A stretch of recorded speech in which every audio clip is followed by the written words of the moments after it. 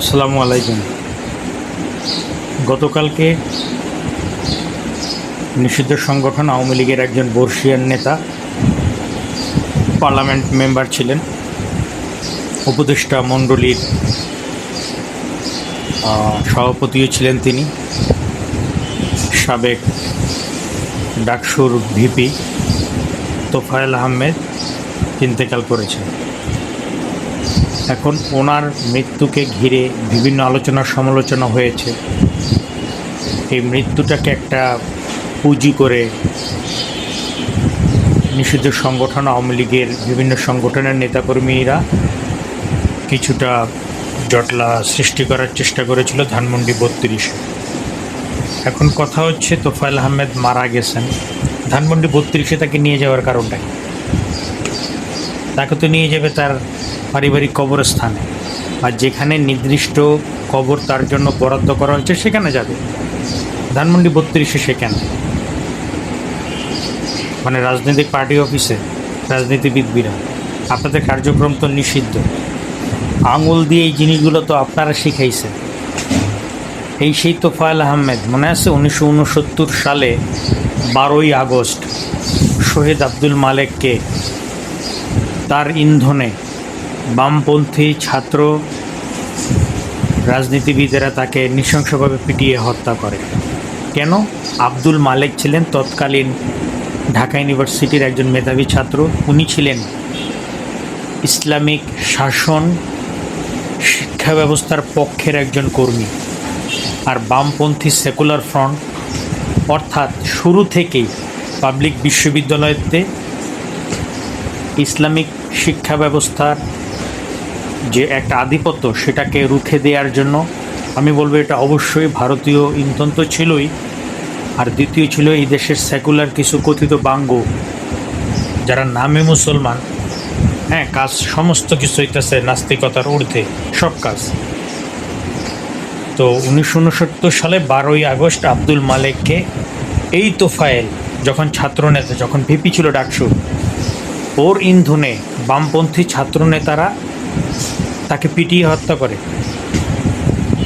15ই August তার মৃত্যু হয়। এই সেই তোফায়েল যে তার ইন্ধনে, তার নির্দেশে প্রশাসন ভোলার স্বেচ্ছাসেবক দল নেতা, ছাত্র দল নেতাকে গুলি করে হত্যা করে। ইতিমধ্যে এগুলো নিউজে চাউর হয়ে গেছে। তো এখন এগুলো লুকানোর কিছু নেই, মানুষের হাতে হাতে সমস্ত কিছু নিউজ থাকে। এখন বলতে পারেন মানুষ মরে গেল, কালকে তার বোন দেখলাম আক্ষেপ করতেছিল মৃত মানুষের ওয়ারেন্ট কেন বেরোয়। কেন ভাই, কেন বেরোবে না? বেগম জিয়া অসুস্থ ছিলেন, তার মেডিকেল রিপোর্ট সব সঠিক ছিল, তারপরও তাকে তো তোমরা বিদেশে ট্রিটমেন্ট নিতে যেতে দাওনি। তাকে তো জেলের মধ্যে পচতে হয়েছে, তাকে স্লো পয়জন করছো তোমরা। তাহলে তোমরা কোন চ্যাটের বাল? তোমরা মৃত্যুর পরেও তোমাদের ওয়ারেন্ট দাখিল করা যাবে না? এটা তো হইলো তোফায়েলের মৃত্যুর পর ওয়ারেন্ট দাখিল হয়েছে, এইটা লেখা রাখো। সামনে তোমাদের পরিস্থিতি এমন, তোমরা যদি মারাও যাও, আমি মেনশন করতেছি ওই সমস্ত তোমাদের কর্তা ব্যক্তিদের যারা সবচেয়ে বেশি নির্যাতনের বুলডোজার চালাইছো। তোমাদের আওয়ামী লীগের মেইন সভাপতি, তাকে, সেই যদি মারা যায়, তার লাশ যদি এখানে আসে, যদি মারামারি হয়, তার লাশটাও মানুষ ফাঁসি দিবে। এই কথাটা ভালো করে মনে রাখো। মানুষ ভোলে নাই। 1400 মানুষ হত্যা করার রিপোর্ট জাতিসংঘ প্রকাশ করলো।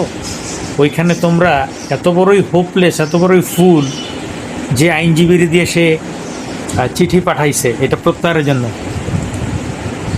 যে 1400 মানুষ হত্যা করে না, তাহলে 834 জন হত্যা করছেন, এটা স্বীকার করে নিলেন। তাই আসলে পাপে ছাড়ে না বাপেরে। হতচকিত হয়ে, হ্যাঁ, পাগল হয়ে চিঠি পাঠাইতে যেয়ে কী থেকে কী করে দিল। আচ্ছা, যাই হোক, এখন ঘটনা হচ্ছে রাজনীতিতে ফিরতে হইলে মানুষের ন্যূনতম অনুশোচনাবোধ, মানুষের দায়বদ্ধতা বুঝতে হবে। এইভাবে করে কোনো দিন ফিরতে পারবেন না। একটা সত্যি কথা বলি, এভাবে করে কোনো দিন ফিরতে পারবেন না। বহুত লোক এই দেশে একসময় আওয়ামী লীগ সাপোর্ট করছে না, আওয়ামী লীগ থেকে কেন সরে গেছে?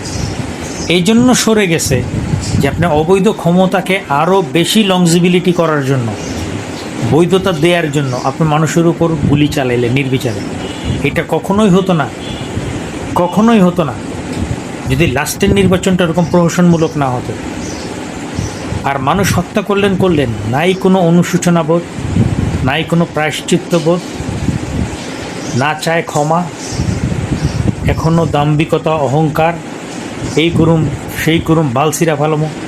এই দল ধ্বংসের পিছনে সবচেয়ে বড় মূল কারিগরি হচ্ছে অতি উৎসাহী নেতা, অতি উৎসাহী কর্মী।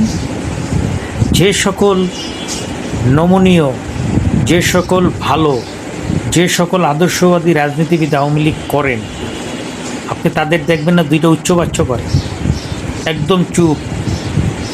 আমি আমার নিজের কথাই কই, আমি এমন একটা ফ্যামিলিতে আমার জন্ম হয়েছে, আমার মাঝে মাঝে লজ্জা লাগে।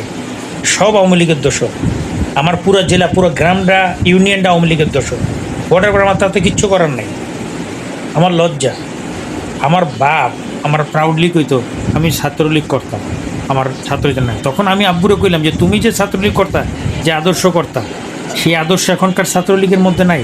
আর ছাত্রলীগের আদর্শ কি? শুরু থেকেই তো মানুষজন এরম গুম খুন, এরম মানুষের পিঠে নির্যাতন করতো। এই যে তোফায়েল আহমেদ তার একটা উৎকৃষ্ট উদাহরণ, আব্দুল মালিক রেসে পিঠে হত্যা করলো কেন ভাই? ইসলাম নিয়ে, বাংলাদেশ 90% মুসলিমের দেশ না, তাহলে ইসলাম নিয়ে মানুষের এত চুলকানি কেন থাকবে? আর যারা ছাত্রলীগের রাজনীতির সাথে জড়িত, যে সকল মুসলমান যুবকরা, তাদের পরিবার থেকে কি তাদেরকে এই শিক্ষা দিছে যে ভাই ছাত্রলীগ করো বইলা তুমি মুসলিম আদর্শ থেকে দূরে সরে গিয়ে যারা ইসলাম নিয়ে কথা বলবে, যারা ভারত বিদ্বেষী হবে তাদের উপর নির্যাতন করো, তাদেরকে হত্যা করো?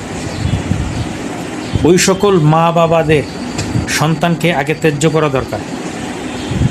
কুমিল্লা না চাঁদপুরের একটা ঘটনা দেখছিলাম, যে সন্তান 5 আগস্টের পরের ঘটনা ছিল এটা, যে সন্তান ছাত্রলীগ করার কারণে সন্তানরা ত্যায্য করছে আদালতের মাধ্যমে এফিডেভিট করে। এরকমটাই তো হওয়া উচিত। আপনি রাজনীতি করবেন, আপনি তো আঙ্গুল দিয়ে সব কিছু শিখিয়ে দিয়ে আসছেন। আপনি কি নমনীয় ছিলেন? আপনার উপর যখন নমনীয় হবে মানুষ, আপনি একটাবার বসে বসে ভেবে চিন্তা করে দেখেন তো, আপনি যদি নমনীয় না হন, আপনি যদি নির্যাতন করেন, আপনি যদি অত্যাচার করেন, তাহলে আপনি কীভাবে পাবেন যে আপনার কেউ চটকানা মারব না? কাউরে যদি আপনি ইট মারেন, তাহলে ফিরতি ইট বা পাথর আপনাকে খাওয়ার জন্য প্রস্তুত থাকতে হবে। এখন অনেক লবিস্ট অ্যাক্টিভিস্ট ভাড়া কইরা এখন স্বেচ্ছার হয়েছে, আওয়াজ তুলতেছে আমাদের নেত্রী আসবে। কখনোই আসতে পারবে না। এইভাবে যে দাম্ভিকতা আর অহংকার নিয়ে উনি কথা বলতেছে, এইভাবে উনি দলের 12টা বাজাচ্ছে। এখন নতুন কাউকে খুঁজতে হবে, দলের আদর্শকে ধুইরা আগায় যেতে পারে, আর জনগণের কাছে তাদের গ্রহণযোগ্যতা থাকতে হবে, বিচারের মুখোমুখি হতে হবে। এই করে ফেললাম, সেই করে ফেললাম, তাহলে আজীবনও কোনো দিন ফিরতে পারলাম, বরঞ্চ ধ্বংস এটাই কেন।